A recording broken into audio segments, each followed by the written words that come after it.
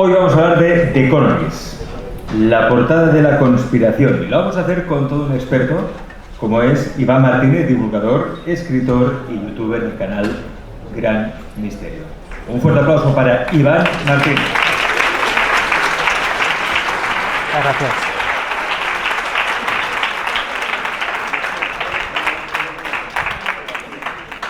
Hola a todos, buscadores del misterio. Hoy vamos a hablar de la gran conspiración de la portada de The Economist. Esta es una portada que cuando yo hago investigaciones sobre los mensajes que incorpora, siempre veo una respuesta muy grande en el público. Es decir, muchas personas apoyan que existe algo muy oscuro en la revista de The Economist. De hecho, esta revista tiene una historia muy antigua que cuando me puse a investigar la parte más inicial de la revista, descubrí que las raíces no son conocidas por el público. A la gente le llama mucho la atención la simbología. Pero, ¿realmente cuál es el origen de esta portada? Lo que vamos a hablar en esta ponencia es de tinte especulativo, aunque muchas de las cosas que vamos a ver en ese tinte, en esa simbología, se cumplen constantemente, y eso es lo que ha hecho saltar las alarmas a diferentes investigadores de todo el mundo. ¿Por qué estos elementos se cumplen? Pues básicamente porque detrás de esto hay una familia o un par de familias con mucho dinero en el mundo que controlan la simbología y hacen coincidir esos remanentes constantemente, y da bastante miedo, porque luego vais a ver cómo en las últimas portadas de esta revista, que hacen referencia a nuestro año, se están cumpliendo cosas, pero mes tras mes, de forma metódica.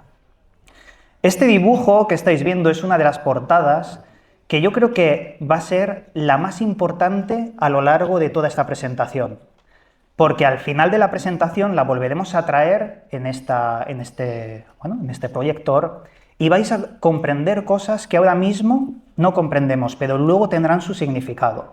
Así que quiero que os fijéis muy bien en esos cuadros, esas visiones tan apocalípticas, y el trasfondo de lo que oculta lo comprenderemos al final.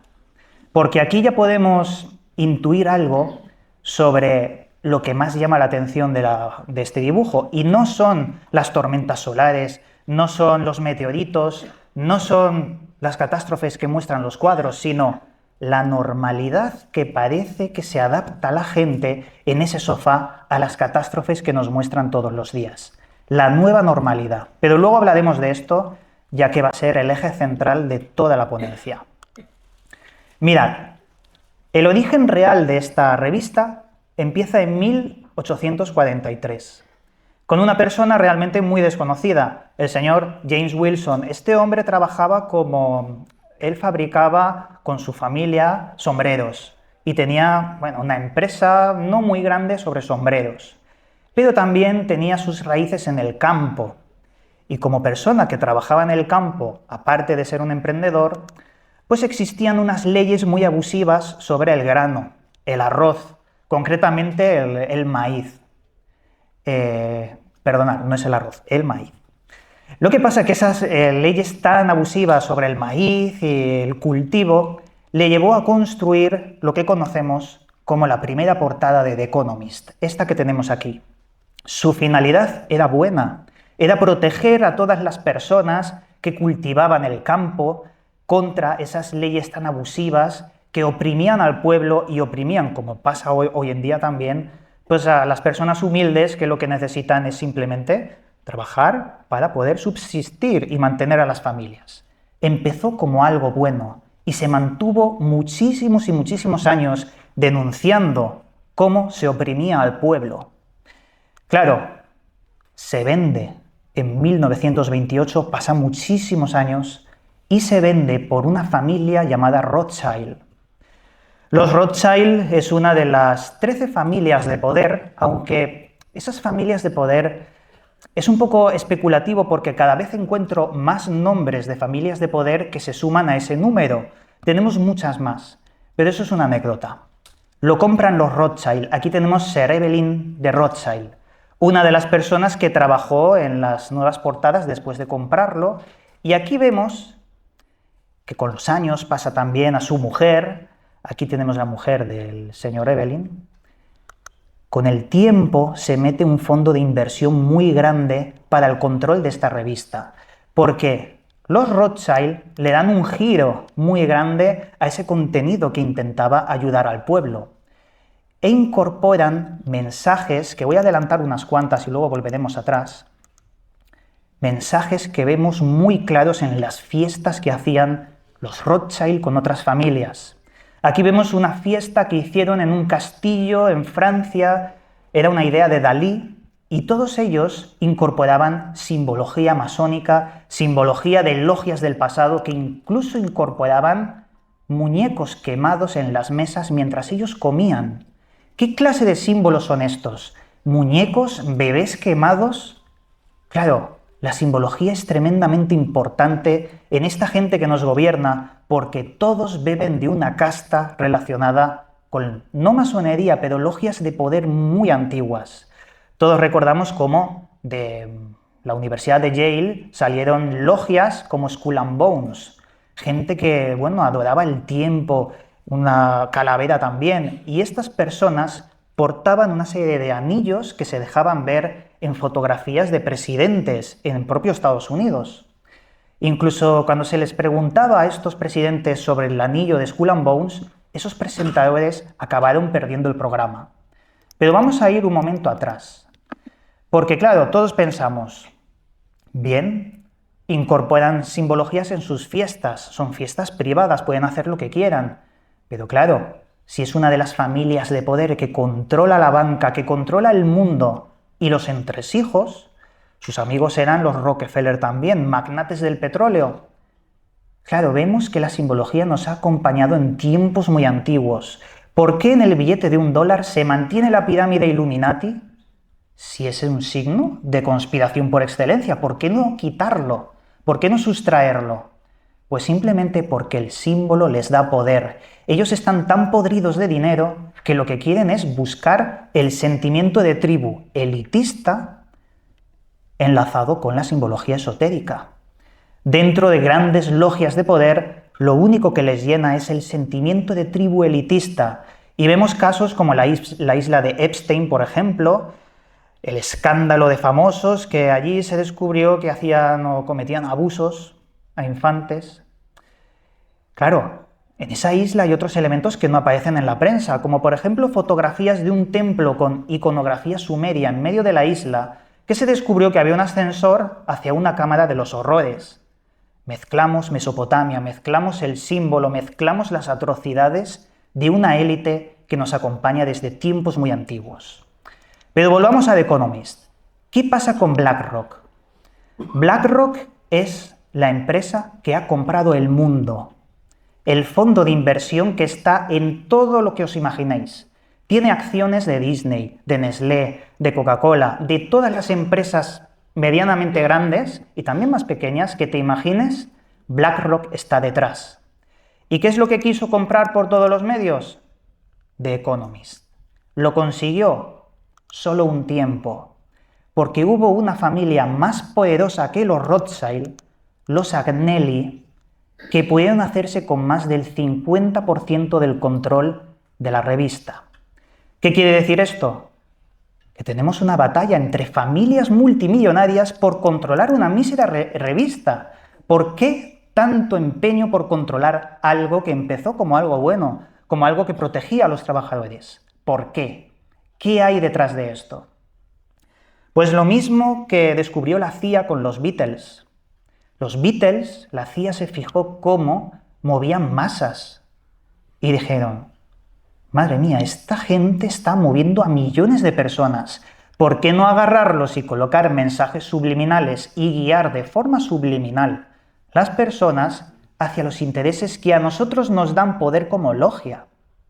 Y descubrieron que The Economist era el medio más popular posible. Así es como los Agnelli se hacen con el control, desbancan a los propios de BlackRock.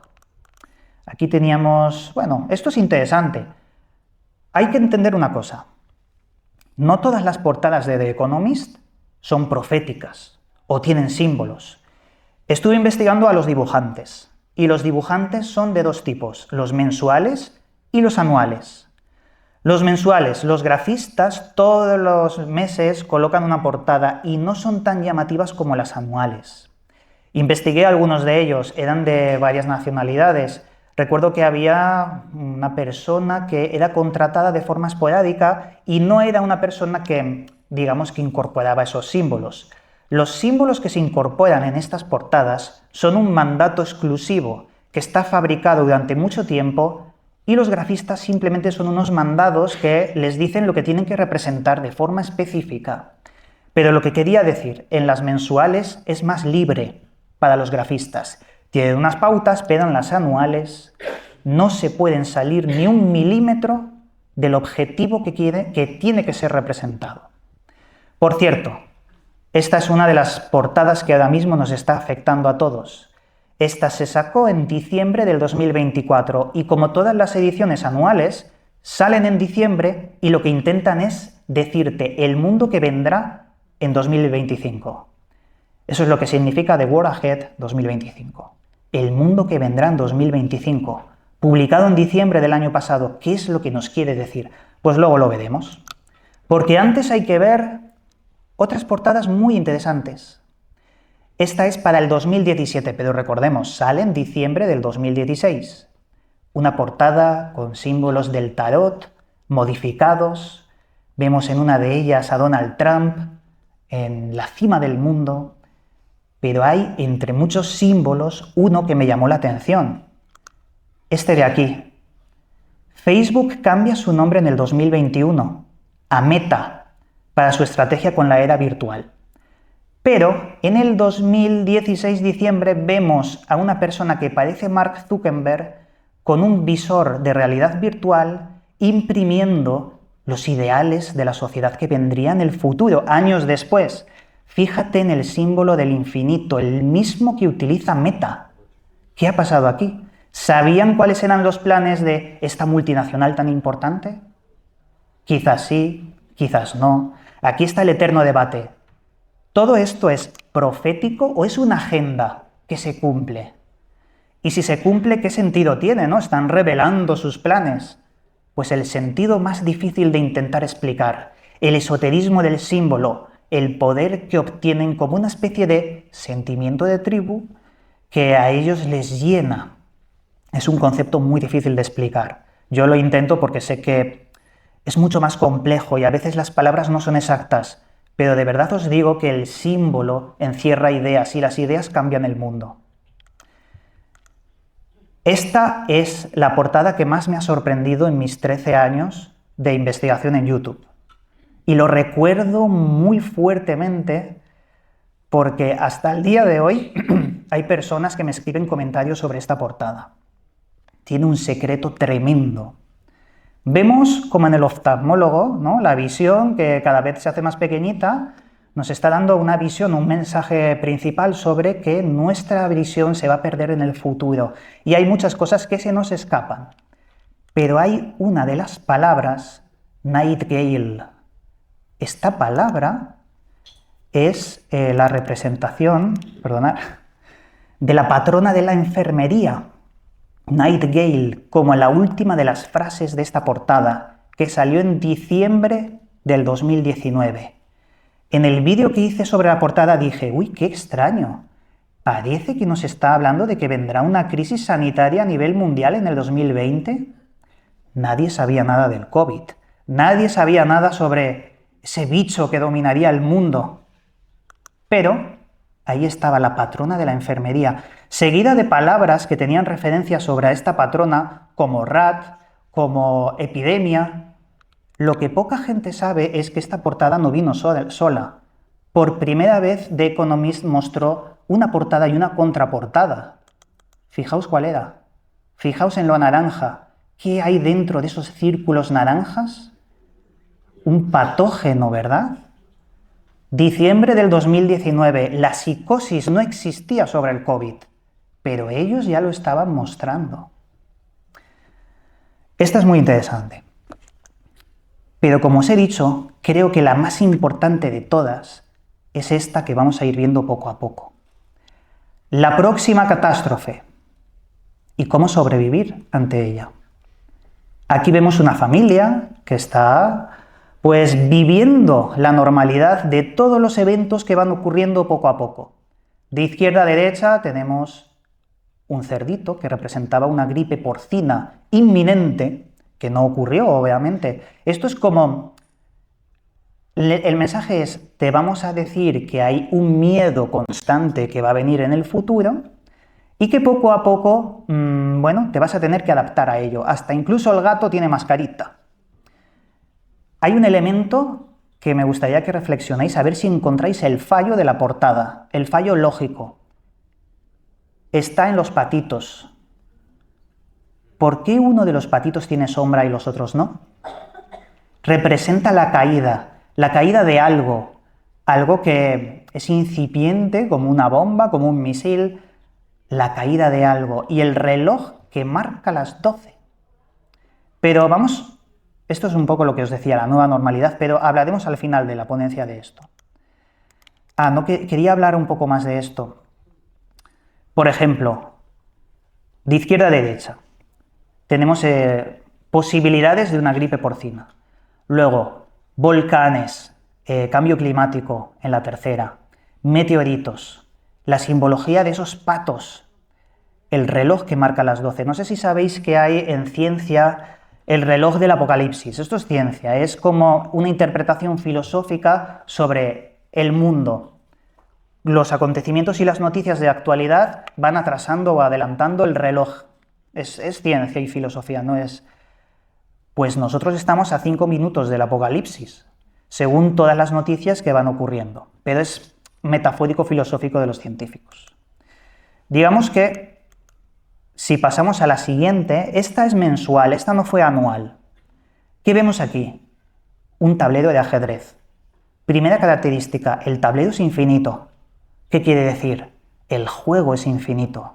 La batalla por el control de los recursos, sea de un nivel político blanco o negro, nos da igual, contrario o no, en esta representaban que la guerra va a ser infinita, que el conflicto es infinito y si no existe lo van a colocar porque ellos controlan las fichas.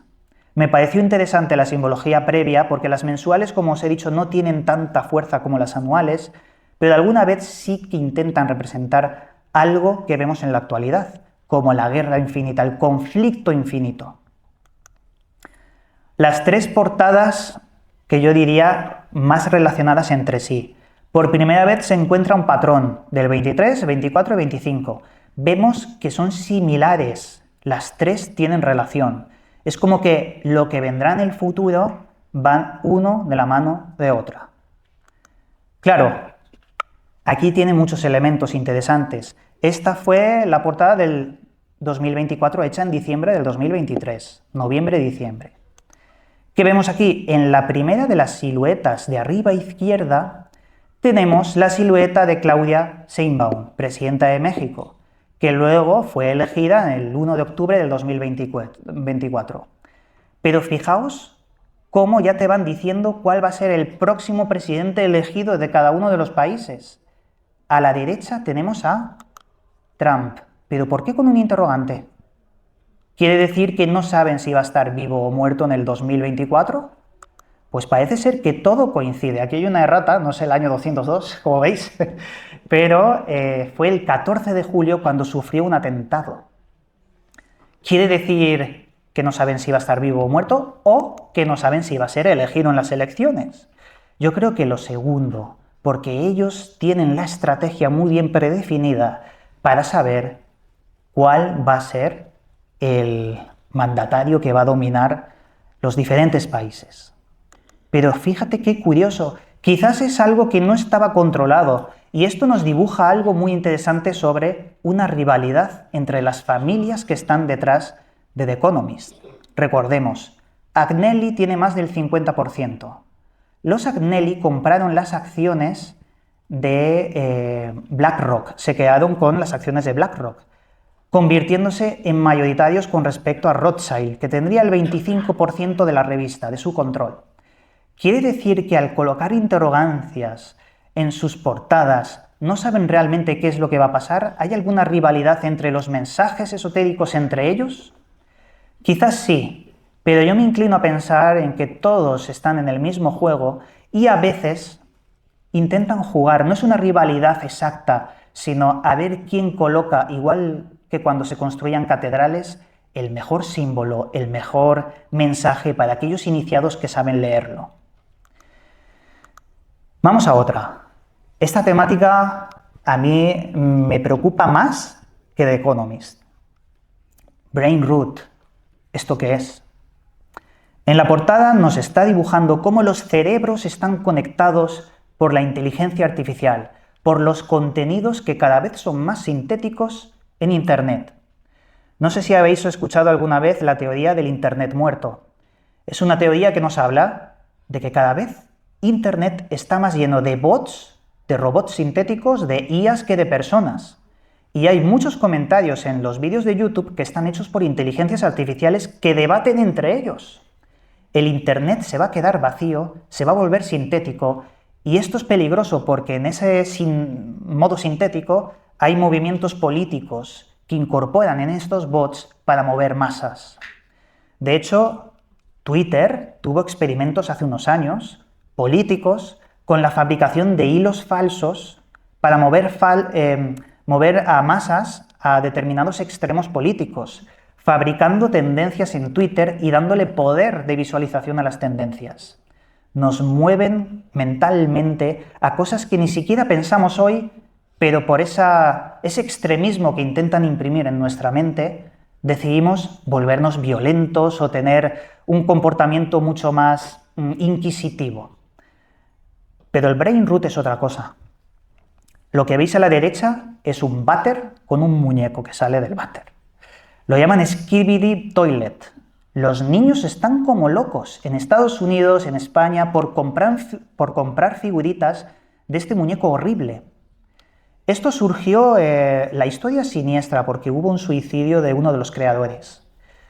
La historia surgió como un meme, como una cosa graciosa, como algo que no tenía más allá de la risa, pero empezó a hacerse viral, se empezó a hacer series en YouTube de cómo había una guerra entre las cámaras robóticas y los monstruos del váter, y millones de niños pequeños se quedaban embobados viendo reels durante horas sobre este contenido basura. Brain root tiene dos interpretaciones. La primera, el núcleo cerebral, cómo llegar contenido audiovisual al núcleo del cerebro, a los instintos más primitivos para dominar esos instintos, sobre todo en los niños, igual que hacía la CIA con los Beatles. Pero esto es mucho más directo a la corteza cerebral. Y la otra, brain rot, si añadimos otra O, sería algo así como la raíz del cerebro, la podredumbre del cerebro. Esto en 2024.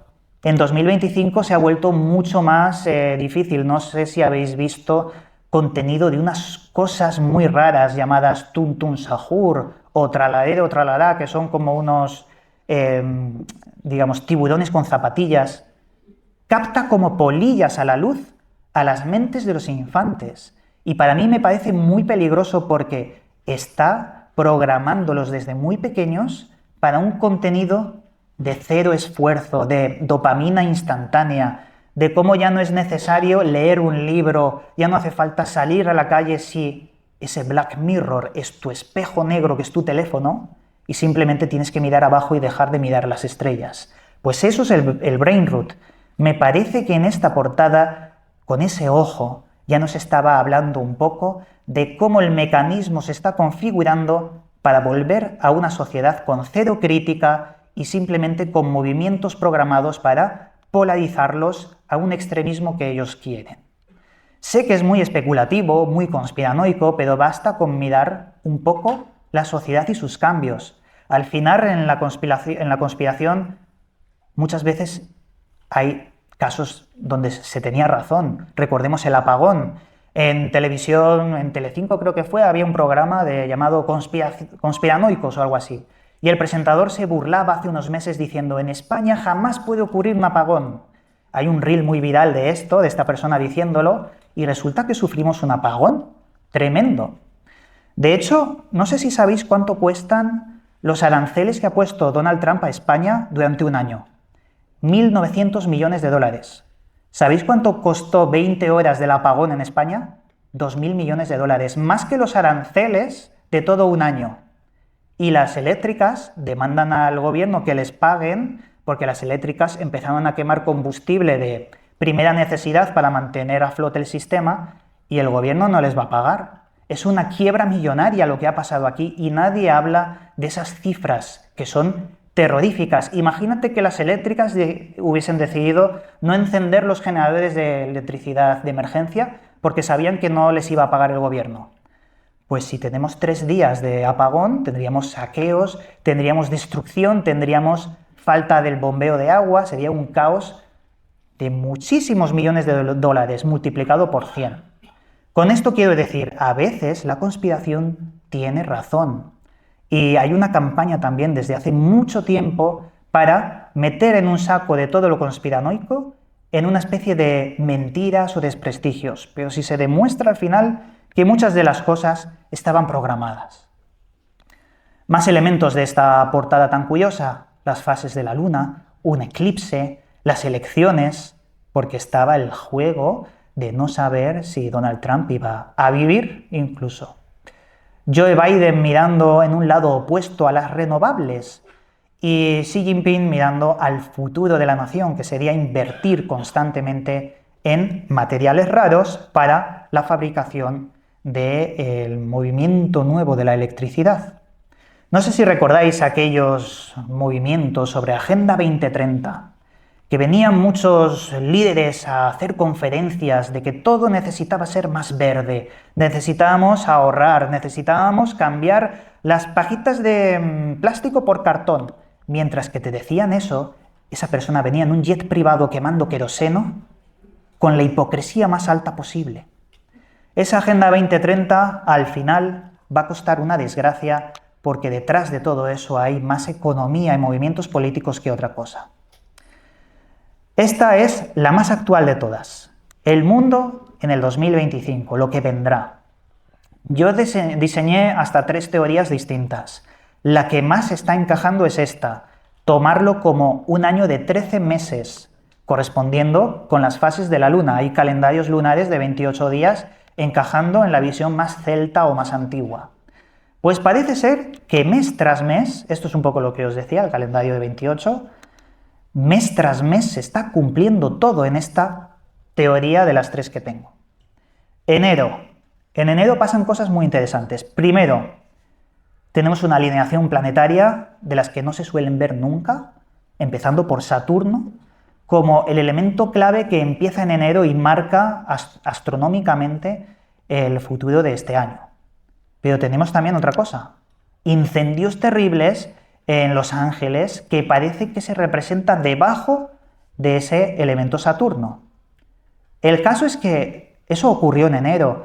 Muchos millonarios perdieron su casa, incluso Mel Gibson decía que su colección de manuscritos medievales antiguos esotéricos se quemaron, y eso es lo que más le dolió. Una anécdota curiosa: yo no sabía que Mel Gibson seguía estas teorías, pero fueron perdidas en ese terrible incendio. Nos recuerda los 2 elementos en la parte de la portada de enero como algo muy coincidente. ¿Pero no recuerda más a un apagón esta ciudad? Esa es una de mis segundas teorías, que ya no comprende la portada como meses lunares, sino como un símbolo de estrella de David que va conectando de una forma más compleja todos los meses de forma diferente. Pero aún estoy desarrollando esa teoría porque es más difícil.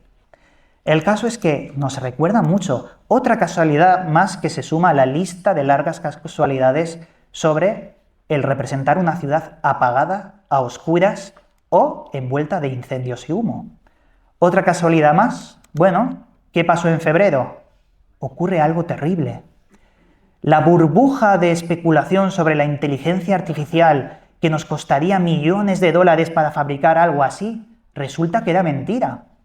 Con 6 millones de dólares, científicos de China descubren que han podido fabricar con chips obsoletos de la empresa Nvidia una inteligencia artificial llamada DeepSeek tan barata pero igual de eficiente que ChatGPT. Quiebra el modelo de inteligencia artificial a nivel mundial y se rompe esa burbuja, porque ellos lo han hecho con chips obsoletos y con tan solo 6 millones de dólares. Por lo tanto, los inversionistas de OpenAI decidieron quitar todo el dinero a estas empresas y hubo una quiebra de 1.000 millones de dólares a la empresa Nvidia y a otras más, de las que no se van a poder recuperar. De hecho, en febrero, un poquito antes de febrero, Donald Trump y Elon Musk hicieron un anuncio diciendo que iban a invertir 1.000 millones de dólares, justamente lo que se ha perdido, para generar la inteligencia artificial más potente de todos los tiempos. Pero llega China y le rompe completamente todos los planes de futuro a Estados Unidos en febrero. Una cosa muy importante. Si tomamos referencia sobre que todo esto son 13 meses de 28 días, hay elementos de los últimos días de febrero y de marzo que, claro, corresponderían a los primeros días de abril, pero no, porque son 28 días cada mes, hay que tenerlo en cuenta. Y eso hace que encaje todo. Hay un elemento muy llamativo en esta portada que es un ojo, ¿vale? Un ojo que tenemos, aquí se puede ver a la derecha. Vemos dos ojos, el ojo izquierdo es una especie de alerta nuclear, vemos el ojo derecho, una nariz y una boca. Este ojo, lo primero que pensé, parece el ojo Illuminati, pero no.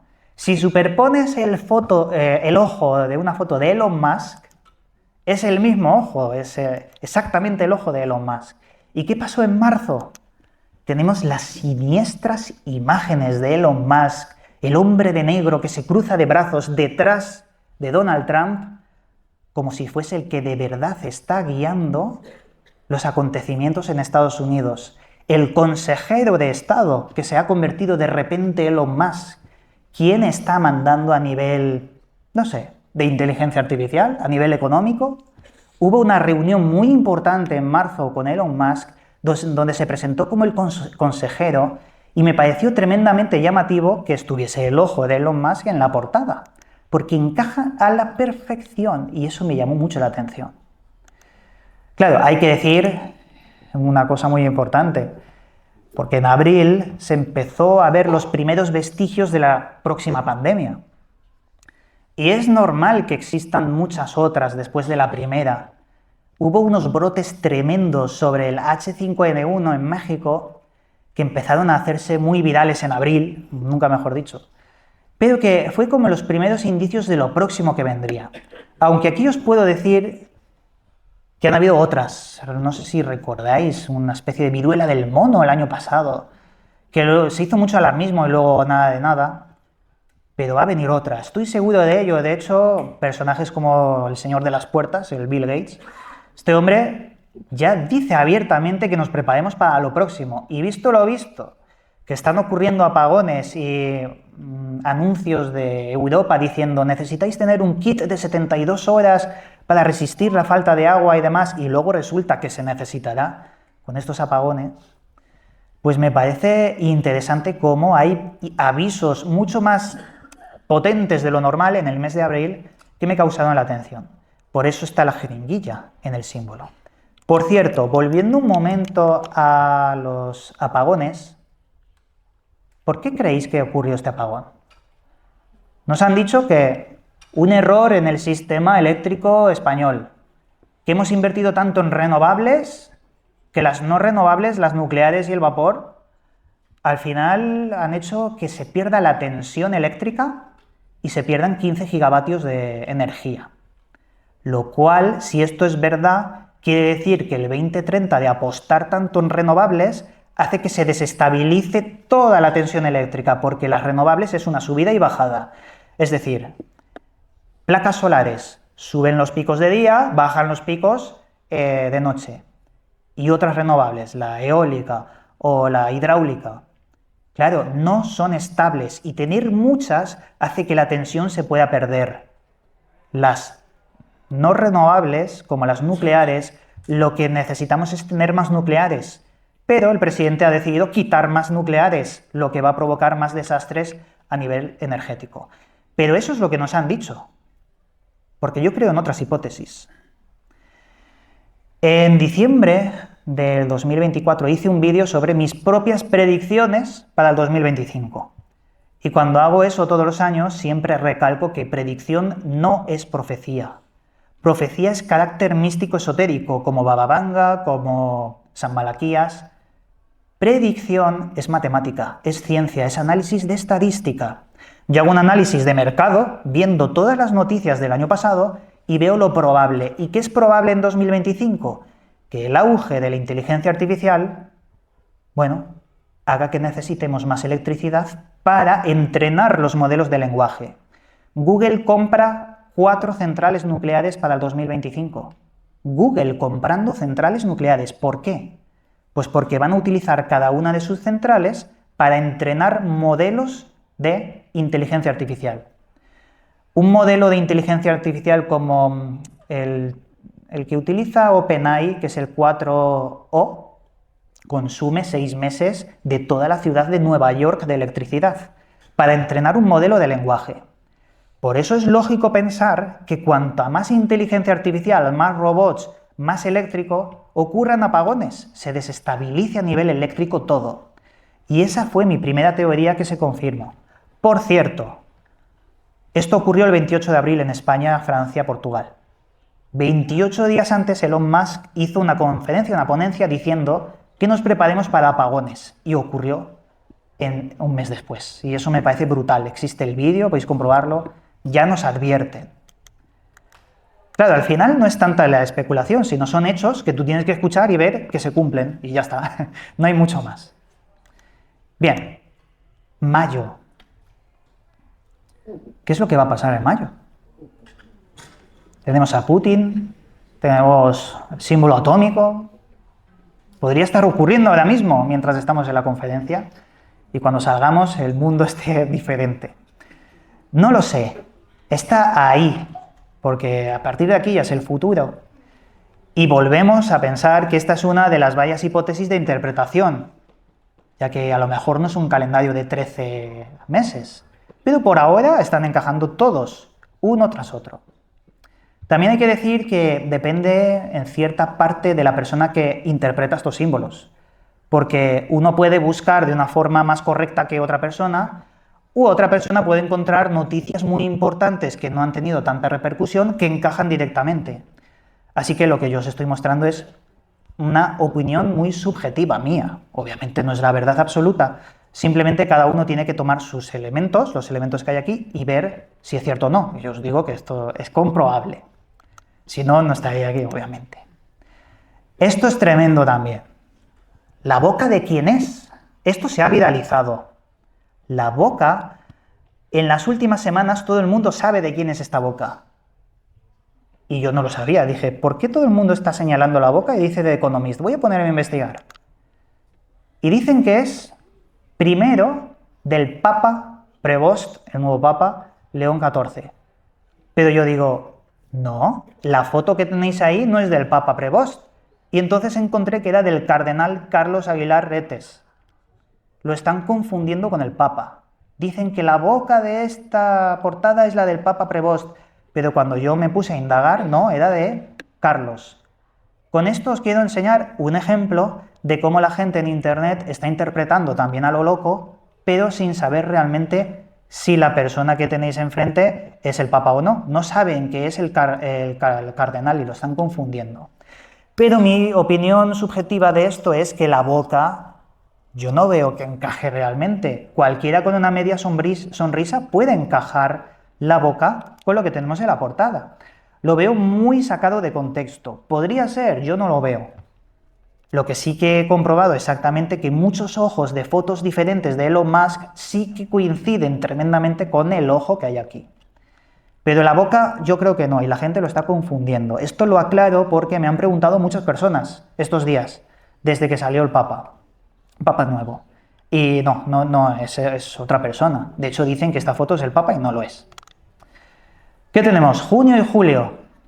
En junio tenemos, digamos que un símbolo muy conocido por todos, ¿no?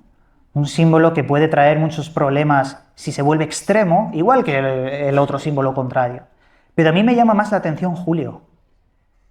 Aquí tenemos una escritora muy famosa, Jane Austen, que murió en julio y que, según la teoría de los 13 meses, encaja dentro de julio. ¿Qué quiere decir? Ella escribió libros como Orgullo y Prejuicio, por ejemplo. Pero ¿qué tiene que ver en la portada que incorporen este elemento? Todavía no lo sé, pero creo que todo se mueve hacia una especie de distopía extraña de la que no tenemos ningún dato. Simplemente a partir de mayo, todo lo que viene está a esperas de cumplirse y encajarlo. Así que no podemos saber realmente qué es lo que quiere decir. Pero es raro que incorporen a esta escritora. No sé qué quiere decir. Lo único que sé es que coincide con su fallecimiento. Luego tenemos en agosto la subida de algo muy importante. Vemos que la subida va precedida del símbolo de $1. Vemos también algo muy llamativo debajo de la subida, que es como una especie de magnetismo. O si tú miras al Sol, puede ser muy parecido al plasma solar. Es muy interpretativo, no sé qué quiere decir. Septiembre tenemos a Zelensky, las empresas, la inteligencia artificial.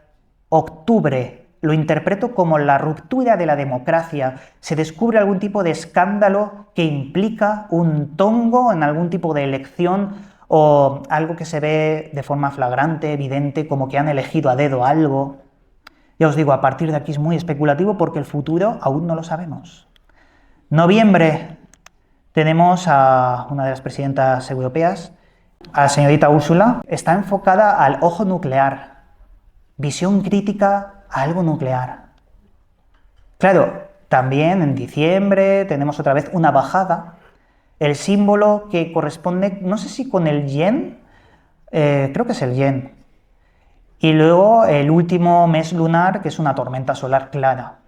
Pero el elemento más característico es que encima de todo, como si fuese un juego de poner, digamos que parejitas una encima de otra, encima de toda la portada está Donald Trump, como si fuese el eje central de todo lo demás. Pero ya os digo, esta parte es súper especulativa porque hasta que no ocurra nada en el futuro no podemos saber nada. Bien, la parte más importante, como os decía, y aquí vamos a quizás cambiar todo el significado de la ponencia. ¿Y si realmente no es una agenda que se hace cumplir? ¿Y si parece ser que existe algo más complejo que llamamos sincronicidad, que Carl Gustav Jung lo llamaba inconsciente colectivo, y simplemente por el mero hecho de ponerte símbolos que no son una agenda, el inconsciente colectivo los hace coincidir para que ocurran? Si os habéis dado cuenta, mi propia interpretación puede estar tan sesgada y tan subjetiva que a lo mejor por interpretarlo yo y muchas otras personas hacemos que se cumpla. Eso es lo que decía Carl Gustav Jung con el inconsciente colectivo, algo mucho más poderoso que aún no conocemos y que quizás tiene sus raíces en la física cuántica. Entrelazamiento cuántico, quizás coherencia cuántica entre las neuronas que nos unen entre todos, porque al final la coherencia cuántica es electricidad entre electrones. Electricidad no, coherencia entre electrones. Y el cerebro tiene electricidad en la sinapsis de las neuronas. Tenemos electrones en el cerebro. ¿Por qué no estar entrelazados cuánticamente? Esto sería algo muy similar a Jacobo Greenberg, el campo mórfico que nos une. Y sería muy siniestro porque al final confirmaría que el poder esotérico del símbolo tiene razón en las logias, pero el poder se lo damos nosotros. Y eso es muy peligroso, aunque el mensaje final también sería que nosotros podemos usar ese poder a nuestro favor. Utilizar el símbolo para transmutar como alquimistas de la mente la realidad con otro tipo de mensajes. Y con esto, bueno, sería la presentación, porque he considerado que es interesante hacer un repaso sobre todas estas portadas. Y os doy las gracias a todos por haber estado aquí y haber podido compartir. Gracias.